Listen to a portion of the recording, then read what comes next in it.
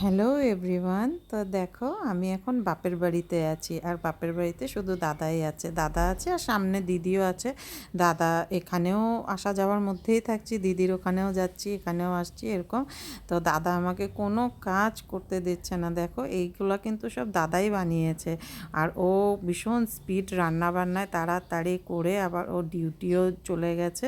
তো আমাকে রেডিও করতে দেয়নি, চানার ডাল করেছে দেখো কি সুন্দর করে, আর একদম লুচিটাও ফুলকো ফুলকো করে ভেজেছে।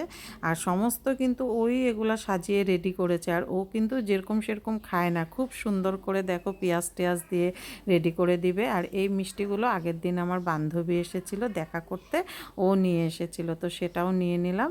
আর সাথে দেখো চা করেছে, আমার প্লেটটা কি সুন্দর করে সাজিয়েছে।